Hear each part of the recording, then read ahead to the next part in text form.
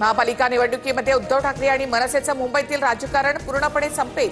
निवडणुकीनंतर ठाकरेंना भाषेवर राजकारण करण्याची संधी मिळणार नाही, निशिकांत दुबेंनी पुन्हा डिवचलं।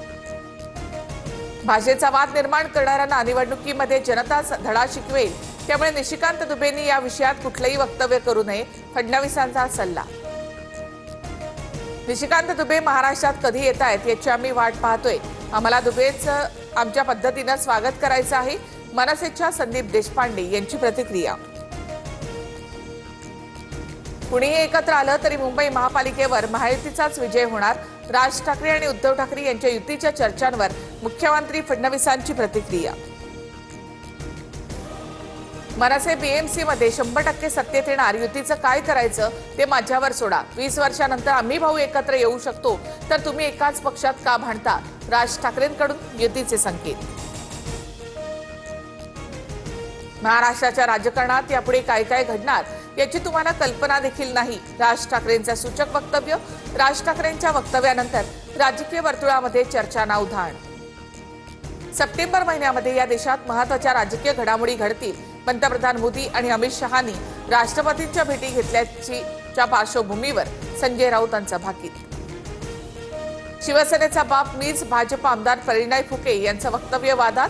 भंडाऱ्यामधील स्थानिक मुद्द्यावरून फुकेंचं वक्तव्य। शिवसेनेचा बाप मीच आहे असा फुकेंच्या बोलण्याचा अर्थ होत नाही। जरा काही वाईट झालं तर दोष बापाला दिला जातो, असं फुके म्हणाले। फडणवीसांकडून स्पष्ट। चांगल्या भाषेत उत्तर देण्याचं कसब माझ्याकडे सुद्धा आहे। शिवसेनेचे मंत्री संजय शिरसाटांचा फुकेंना इशारा। तर बाप वगैरे काढला असेल तर ते योग्य नाही, कुणीही वादग्रस्त वक्तव्य करू नये, बावनकुळे यांचा सल्ला।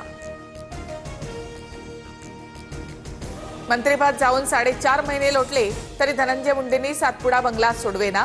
मंत्र्यांनी 15 दिवसात बंगला न सुटल्यास दंड। मुंडेंच्या दंडाची रक्कम 42 लाखाच्या घरात गेल्याची सूत्रांची माहिती। दत्तात्रय भरणे उद्या कृषी मंत्री पदाचा पदभार स्वीकारणार। मी चुकणारा नाही, खूप समंजस माणूस। कृषी अधिकाऱ्यांच्या तक्रारी आल्या तर योग्य ती कारवाई करेन, भरणेंचं आश्वासन। माधुरी हत्तीण आणि दादर कबूतरखान्याबाबत उद्या बैठक। जनभावना आणि कायदेशीर बाबी विचारात घेऊन निर्णय होईल, मुख्यमंत्री फडणवीस यांची प्रतिक्रिया। महादेव मुंडे हत्या प्रकरणाशी आमचा संबंध नाही, वाल्मिक कराडचा मुलगा सुशील कराडचा दावा। आरोपांबाबत मुख्यमंत्र्यांना निवेदन देऊन सीबीआय चौकशीची मागणी करणार, कराडची माहिती। छत्रपती संभाजीनगर आणि अमरावतीमध्ये पालिकेच्या अतिक्रमण हटाव मोहिमा। कारवाईसाठी हजारो पोलीस आणि पालिका कर्मचाऱ्यांचा बंदोबस्त। अनेक जेसीबी, पोकलेन, हायवा मोहिमेत सहभागी। छत्रपती संभाजीनगरमध्ये अतिक्रमण विरोधी कारवाईला विरोध, तर अमरावतीमध्ये हॉकर्स संघटनेचा हातात नकली बंदुका घेऊन मोर्चा। शहरातले छोटे मोठे व्यावसायिक रस्त्यावर। पनवेलमधील बार फोडल्याप्रकरणी मनसे पदाधिकारी योगेश चिलेंसह 7 जणांना जामीन मंजूर। राज ठाकरेंच्या भाषणानंतर नाईट रायडर्स बारची केली होती तोडफोड। ओव्हर कसोटीमध्ये टीम इंडियाचा 6 धावांनी रोमहर्षक विजय। मोहम्मद सिराजचे 5 आणि प्रसिद्ध कृष्णाचे 4 विकेट्स। कसोटी मालिका 2-2 ने बरोबरी। यंदा आनंदाचा शिधा मिळण्याची शक्यता कमीच, अन्न आणि नागरी पुरवठा विभागातील वरिष्ठ सूत्रांची माहिती।